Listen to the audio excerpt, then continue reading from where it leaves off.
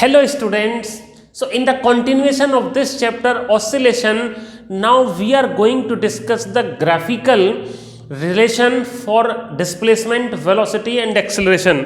So students, पिछली class में मैंने आपको बताया कि जो डिस्प्लेसमेंट इक्वेशन होती है y is equal to a sin omega t, okay, और वेलोसिटी का वो क्या हो जाएगा a omega cos omega t, और एक्सेलरेशन का क्या हो जाएगा minus a omega square sine omega t, okay. तो अब इसमें हमें क्या करना है, अगर मैं इसका डिस्प्लेसमेंट की टर्म्स में लिखूं तो ओमेगा अंडर रूट है स्क्वायर माइनस वाई स्क्वायर, और ये माइनस ओमेगा स्क्वायर वाई। तो इस क्लास में पहले तो मैं आपको बता देता हूं कि ग्राफ कैसे हम ड्रॉ कर सकते हैं, क्योंकि ग्राफ से हमें क्लियरली ये पता लग जाता है कि पोजीशन टाइम के साथ कैसे चेंज हो रही है, वेलोसिटी टाइम के साथ कैसे चेंज हो रही है, और एक्सेलरेशन टाइम के साथ कैसे चेंज हो रहा है। तो स्टूडेंट्स यहाँ पर आप देखें कि मेरे को डिस्प्लेसमेंट टाइम ग्राफ ड्रॉ करना है, और डिस्प्लेसमेंट टाइम की equation y is equal to a sine omega t ये बता रही है कि displacement is changing with time sinusoidally, sine form में चेंज हो रहा है। तो जो साइन फंक्शन है या कोसाइन फंक्शन है वो पीरियोडिक फंक्शन है, और ये हार्मोनिक फंक्शन भी होते हैं। तो position is changing harmonically, sinusoidally. तो ये साइन का ग्राफ यहाँ पर, अब ये ड्रॉ कैसे किया, मैंने 0 टाइम t/4, t/2, 3t/4 और 4t/4 t मैंने यहाँ पर ले लिया, ओके। तो अब आप ये देखना यहाँ पे कि कैसे चेंज हो रहा है, मतलब 0 लूंगा तो t की वैल्यू 0 तो y भी 0, t/4 पे इसकी वैल्यू मैक्सिमम प्लस a, और t/2 पे ओमेगा 2π/t, मतलब मैंने मेथड बता दिया, a साइन ओमेगा की वैल्यू होती है 2π/t, एंगुलर फ्रीक्वेंसी होती है ना, omega is equal to θ/t। तो पूरे साइकिल के लिए, पूरे रिवॉल्यूशन के लिए, पूरे चक्कर के लिए 2π/t, ओके, इनटू जैसे 0 लिखा तो 0 आ गया। तो इस तरह से अलग अलग वैल्यूज पर मैंने डिस्प्लेसमेंट पोजीशन का लोकेशन निकाला और उनको ज्वाइन करते हुए ग्राफ ड्रॉ किया, तो ये आ गया। अब वेलोसिटी की बात जहां तक करें, so v is equal to omega under root a square minus y square, इससे भी समझ में आएगा, और वेलोसिटी आपको a omega cos omega t से भी समझ में आएगा। साइन का ग्राफ और कोसाइन का ग्राफ एक ही क्वालिटी का होता है, केवल उनके इनिशियल पॉइंट की पोजीशन चेंज होती है। जैसे t इज इक्वल टू 0 पर तो साइन 0, लेकिन t इज इक्वल टू 0 पर कॉस मैक्सिमम, तो ये plus omega A maximum velocity, ठीक है। उसके बाद t/4, जब यहाँ पर t/4 लिखेंगे तो 0 वेलोसिटी आएगा, और ये मेरा होता है कौन सा पोजीशन, ये इधर टाइम है, ये होती है हमारी एक्सट्रीम पोजीशन, मतलब mean position. t is equal to 0, y is equal to 0 पे ये ओमेगा ए, उसके बाद एक्सट्रीम पोजीशन पे 0, फिर दूसरी मीन पोजीशन पे माइनस a ओमेगा, ओके, और फिर 3t/4, फिर से क्या आ गया यहाँ पे हमारा एक्सट्रीम पोजीशन, और फिर मीन पोजीशन, एक पीरियड पूरा होने के बाद इस तरह से वेरिएशन आ गया। एक्सेलरेशन और डिस्प्लेसमेंट का वेरिएशन देखना बहुत आसान है। एक्सेलरेशन की इक्वेशन में यहाँ पर लिख देता हूँ, minus a omega square sine omega t और माइनस ओमेगा स्क्वायर वाई। तो ये एक्सेलरेशन और डिस्प्लेसमेंट एक दूसरे के अपोजिट हैं, तो इनका ग्राफ भी एक दूसरे के अपोजिट हो जाएगा। आप देखो ये ऊपर जा रहा है और ये नीचे जा रहा है, सेम ग्राफ। तो this is the graphical representation और वेरियस ग्राफ्स इन एसएचएम, मतलब पोजीशन टाइम ग्राफ, जिसको हम डिस्प्लेसमेंट टाइम ग्राफ भी बोलते हैं, velocity time graph and acceleration time graph. इसके बाद स्टूडेंट्स इंपॉर्टेंट टॉपिक मैं आपको बताने जा रहा हूं, that is energy in SHM. Energy in SHM, और एनर्जी का मतलब यहाँ पर होगा मैकेनिकल एनर्जी से, क्योंकि simple harmonic motion is a motion, तो मोशन तो होती है तो काइनेटिक एनर्जी तो होगा ही होगा, और पोजीशन इज आल्सो चेंजिंग, तो यहाँ पर क्या होगा पोटेंशियल एनर्जी भी होगा। सो दो तरह की होती है, पहली तो होती है काइनेटिक एनर्जी, पहली क्या होती है एसएचएम में काइनेटिक एनर्जी, और ये किस वजह से होती है, due to motion of particle in SHM, SHM में मोशन की वजह से, ओके। अब देखो k is equal to half m, बहुत आसान है, मैंने पिछली क्लास में आपको वेलोसिटी का इक्वेशन ड्राइव किया था।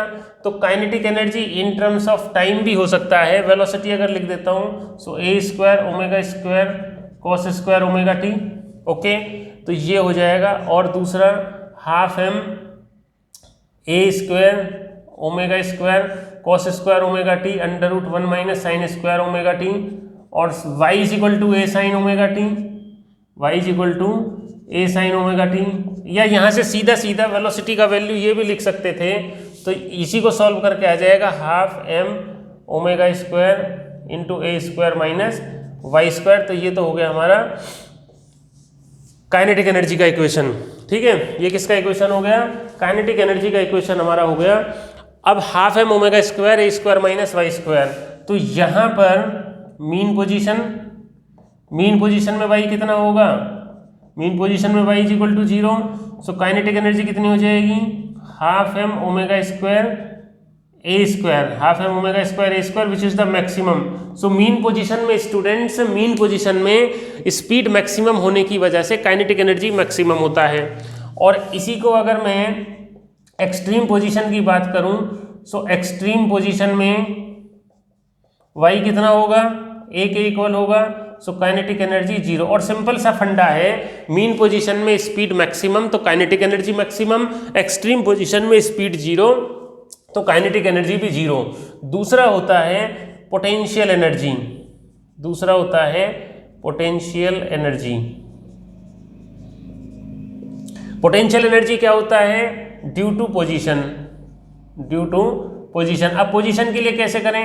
देखो ऐसा होता है, when particle moves from mean position to extreme position, तो this particle has to do work against the restoring force towards the mean position, displacement is away from the mean position, तो work is done by the restoring force.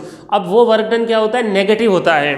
तो work done जो मतलब जितना work done restoring force करता है, ठीक है, किसके अगेंस्ट में? मोशन के अगेंस्ट में, तो पोटेंशियल एनर्जी की फॉर्म में स्टोर हो जाता है। तो उसको हम कैसे लिखेंगे? Small work done in small displacement, small work done in small displacement. ये कितना हो जाएगा? dw is equal to f d y. Okay, क्योंकि यहाँ पर वेरिएबल फोर्स है। स्टूडेंट्स ये ध्यान रखना, अब तक जितनी भी मोशन हमने की हैं, चाहे तो मोशन इन स्ट्रेट लाइन हो, चाहे प्रोजेक्टाइल मोशन हो, चाहे यूनिफॉर्म सर्कुलर मोशन हो, उन सब में एक्सेलरेशन कांस्टेंट था। Acceleration was acceleration due to gravity. तो एक्सेलरेशन कांस्टेंट होने की वजह से वो कांस्टेंट फोर्स के अंडर में थी। लेकिन ये सिंपल हार्मोनिक मोशन में फोर्स कांस्टेंट नहीं है। सिंपल हार्मोनिक मोशन में फोर्स वेरीज विद डिस्प्लेसमेंट। जो वर्क एनर्जी पावर के चैप्टर में मैंने किया था, work done by variable force, so F is equal to minus k y और F is equal to minus k x. तो simple harmonic motion में force is a variable. तो work done जब वेरिएबल फोर्स का निकालते हैं, तो work done variable force का हम किसकी हेल्प से निकालते हैं? इंटीग्रेशन की हेल्प से निकालते हैं। तो small work done in small displacement लिख लेंगे। अब देखो मेरा कहना यह है कि when body moves in SHM, then restoring force has a tendency to bring back it towards the mean position. तो एक्सटर्नल फोर्स की वजह से वो जा तो रही है मीन पोजीशन से हमें, लेकिन restoring force is doing some work on it. तो that work done by restoring force is stored in the form of energy called potential energy. अब यहाँ पर क्या हो जाएगा? एफ डी वाई cos 180, क्योंकि रिस्टोरिंग फोर्स और इसके बीच में कितना एंगल है? 180 डिग्री का डिस्प्लेसमेंट के बीच में। So minus f d y और F is equal to minus k y. Okay, और माइनस माइनस हो गया plus k y d y. तो टोटल वर्क डन कितना आ गया?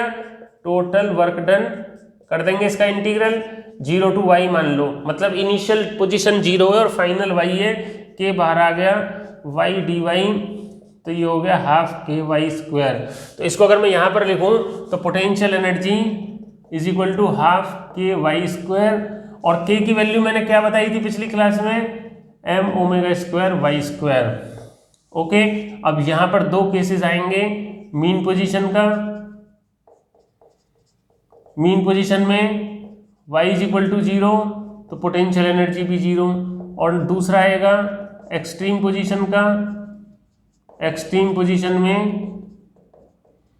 y is equal to a, so potential energy half m omega square a square. So mean position में potential energy 0 और extreme position में potential energy maximum. अब आप ये देख रहे हैं कि स्टूडेंट्स जहाँ पर मीन मीन पोजीशन में काइनेटिक एनर्जी मैक्सिमम है उसकी value half m omega square a square है, तो पोटेंशियल एनर्जी जीरो है, तो टोटल एनर्जी कितना हो गया half m omega square a square. मतलब जहां पर एसएचएम में काइनेटिक एनर्जी मैक्सिमम होगा वहां पर पोटेंशियल एनर्जी मिनिमम होगा, और जहां पर पोटेंशियल एनर्जी मैक्सिमम होगा वहां पर काइनेटिक एनर्जी मिनिमम होगा।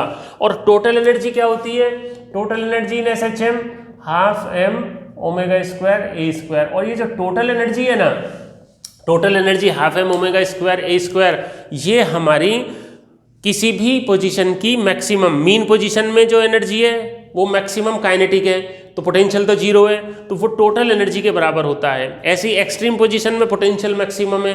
तो मैंने आपको ये बता दिया कि किस तरह से काइनेटिक एनर्जी, पोटेंशियल एनर्जी और टोटल एनर्जी का फॉर्मूला हम ड्राइव कर सकते हैं, और इसका वेरिएशन भी हम ड्रॉ कर सकते हैं। मतलब ये तो जैसे मैंने ग्राफ बनाए आपके, displacement time graph, velocity time graph, acceleration time graph, उसी तरह से kinetic energy, potential energy and total energy in SHM के ग्राफ को भी प्लॉट किया जा सकता है। देखो कैसे प्लॉट करेंगे हम, एनर्जी ग्राफ, एनर्जी ग्राफ्स। देखो पहला तो है टाइम के साथ, ठीक है, ये मान लो मेरा टाइम है, एक पीरियड का ही ड्रॉ करेंगे, ये एनर्जी है, ये हो गया T/4, ओके, ये हो गया T/4, 2T/4 मतलब T/2, 3T/4 और ये T। तो अब देखो mean T is equal to 0 पर मान लो मीन पोजीशन पर है, तो कौन सी काइनेटिक एनर्जी मैक्सिमम, उसके बाद ये कैसे वेरिएशन होगा,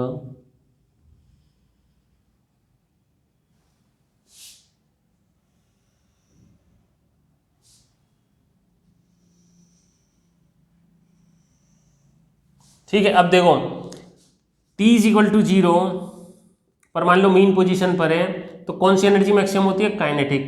फिर T मतलब देखो आप ये देखना, सिंपल पेंडुलम से एज्यूम करें T इज इक्वल टू 0 पर मीन पोजीशन है, तो मीन से एक्सट्रीम में टाइम कितना लगा, T/4 1/4। फिर एक्सट्रीम से मीन में आया T/4 प्लस T/4 2T/4 बोले तो T/2। फिर मीन से दूसरी एक्सट्रीम में गया T/2 प्लस T/4 3T/4, और फिर फाइनली तो मीन से एक्सट्रीम, मीन में काइनेटिक एनर्जी मैक्सिमम होती है, फिर एक्सट्रीम में 0, फिर मीन में आएगा, फिर मैक्सिमम, फिर एक्सट्रीम में 0 और फिर मीन में मैक्सिमम, तो पूरा पीरियड हो गया ऑसिलेशन का। अब पोटेंशियल एनर्जी मीन में 0, यहाँ पे मैक्सिमम, और फिर यहाँ पे 0, यहाँ पे मैक्सिमम, इस तरह से। तो ये जो ग्राफ है ये काइनेटिक एनर्जी का है और ये पोटेंशियल एनर्जी का है। जो मैंने अभी आपको वैल्यूज बताई उनकी एनालॉजी को यूज करते हैं, और ये टोटल एनर्जी कांस्टेंट है, this is total energy, total energy में कोई चेंज नहीं होता। सो काइनेटिक एनर्जी, पोटेंशियल एनर्जी और ये टोटल एनर्जी, ये तो ग्राफ हो गया टाइम के साथ। अब डिस्प्लेसमेंट के साथ देखो जरा, और टाइम और डिस्प्लेसमेंट आपको रिलेट करना आना चाहिए कि कितने टाइम पर कितना डिस्प्लेसमेंट होगा। ये हो गया मान लो y is equal to 0, y is equal to plus a और y is equal to minus a, और इधर एनर्जी है। ये ग्राफ बताओ किसका होगा, मीन पोजीशन में कौन सी एनर्जी 0 होती है, मीन पोजीशन में पोटेंशियल एनर्जी, तो ये पोटेंशियल एनर्जी का ग्राफ हो गया। और ये देखो मीन पोजीशन में कौन सी मैक्सिमम होती है, काइनेटिक एनर्जी का ग्राफ हो गया। और total energy,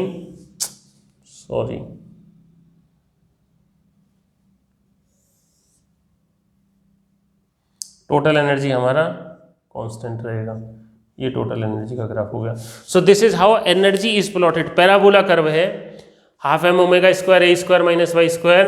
this is how energies, kinetic energy, potential energy, total energy are plotted with displacement and energies are plotted with time. So students, इस क्लास में मैंने आपको डिफरेंट ग्राफ बताए थे, जो displacement time graph, velocity time graph, acceleration time graph, कैसे उनको draw करना है और कैसे उनका वेरिएशन टाइम के साथ एसएचएम में होता है। उसके बाद मैंने आपको एनर्जीज बताई, काइनेटिक एनर्जी, पोटेंशियल एनर्जी, और इनके स्पेशल केसेस के मीन पोजीशन, एक्सट्रीम पोजीशन में क्या क्या वैल्यूज होता है, और टोटल एनर्जी। एक और मैं आपको बता दूं, बहुत इंपॉर्टेंट रिजल्ट है, इसको ड्राइव भी कर सकते हैं, average energy, average energy over complete cycle is equal to 1/4m⍵²। ये एवरेज एनर्जी होती है स्टूडेंट्स, मतलब टोटल एनर्जी हाफ m⍵²a² है, ओके। और जो एवरेज होता है, एवरेज का मतलब total energy upon total time, तो उसको इंटीग्रल करके ड्राइव करके एक एक्सरसाइज है, एनसीईआरटी के एक्सरसाइज में क्वेश्चन दिया हुआ है, ये होती है 1/4m⍵²a², average energy over complete cycle. So इस तरह से एनर्जी का टॉपिक हमारा खत्म हो गया। एक क्लास और हमारी इसमें लगेगी, फिर ये चैप्टर हमारा फिनिश हो जाएगा। Okay, thank you and thank you so much.